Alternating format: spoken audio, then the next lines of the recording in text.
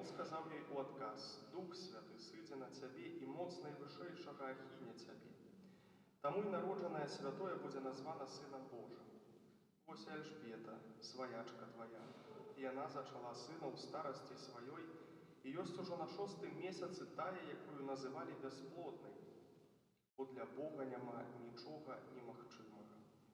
Тады Марыя сказала: «Вось я, слуга Пана, няхай мне станецца паводле твайго слова». І адышоў ад яе анёл. Гэта слова Пана.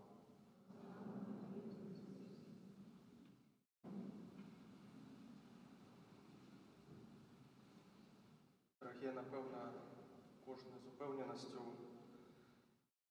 згадзіцца са мною, што бывае вельмі цяжка парою схіліць сваю волю да волі іншага чалавека. Бо менавіта такімі нас стварыў Пан Бог, адарыў нас гэтым найпрыгажэйшым дарам свабоды, вольнай волі. Вельмі цяжка парой схіліць сваю волю да волі свайго мужа, жонкі, бацькоў, дзяцей, кіраўніка на працы. Вось гэта адна з такіх найвялікшых цяжкасцей, з якой нам неаднойчы даводзіцца сутыкацца ў нашым жыцці.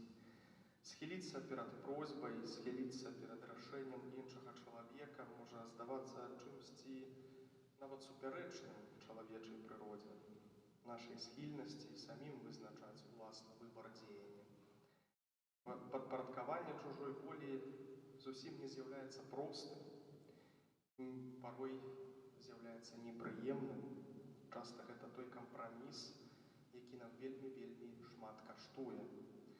Колькі разоў, каб утрымацца на працы, чалавек мусіць адмовіцца ад уласных думак, ад уласнага меркавання, ад уласнага бачання, можа, ад уласнага часу вольнага, дзеля таго, каб выканаць даручанае заданне. Нялёгка падпарадкавацца волі іншага, як нялёгка і адчытаць таксама і выканаць волю Пана Бога. У рэлігійным вымярэнні выкананне волі Айца Бога пазначана як з аднаго боку абавязкам, так з другога боку і свабодным выбарам. Таму бываюць такія хвіліны, калі мы можам запытацца ў сабе, чаго ў нас больш: нашай незалежнай волі, якая сама ўсё вырашае, ці пошуку Божай волі у розных падзеях нашай штодзённасці. Дарагія, сённяшняя ўрачыстасць Евангелія, ўрачыстасць звеставання Пана паказвае нам сціплую жанчыну Марыю, Марыю з Назарэта, паказвае яе дылему. Вось менавіта у яе дылеме выбару паміж сваёй воляй і воляй таго, хто аб'явіўся ёй праз прыход і пасланніцтва арханёла. Марыя, нягледзячы на ўласныя жаданні і жыццёвыя планы, была адкрытая на тое, што зусім было ёй невядомае. Адсюль мы бачым яе гатоўнасць адчытаць Божае Слова, прыняць яго і выканаць. Як пісаў папа Бенедзікт XVI, яна адчувала сябе ў Божым Слове як дома. Яна ўваходзіла і выходзіла з яго. Яна думала, адчувала, гаварыла і жыла Божым Словам настолькі, што, дзякуючы яе Слову, Слова Божае стала целам. Сённяшняя літургія Слова паказвае нам востры кантраст паміж верай і недаверам, даверам і сумнівам. Мы чулі ў першым чытанні: Ахаз, кароль Юды, знаходзіцца на мяжы адчаю з-за небяспекі, у якой апынулася яго каралеўства. І Ісая, прарок, абвяшчае яму сваё прароцтва. Кажа яму: будь спакойны, не бойся. Гэта прыгожае слова. Але кароль Ахаз патрабуе нечага канкрэтнага. Ён патрабуе вайсковых атрадаў, ён патрабуе ваеннага саюза. Ён кажа, што я не буду прасіць у Бога, я не буду выпрабоўваць Пана. На першы погляд здавалася гэта пакора, але Слова Божае нам кажа, што гэта скрыты недавер да Бога. Гэта скрыты сумніў. У глыбіні сэрца ён проста не верыць, што Бог здольны спыніць нашэсце варожай арміі, варожага войска. Таму прарок Ісая пытаецца: ці мала табе прыкрасці чыніць людзям, што вы майму Богу прыкрасць чыніце? Гэтае пытанне датычыцца не толькі самога караля Ахаза.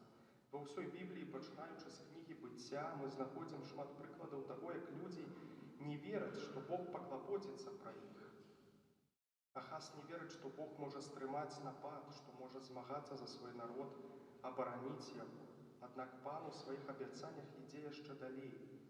Вось дзева зачне і народзіць сына, і дасць яму імя Эмануэль, што азначае Бог з намі.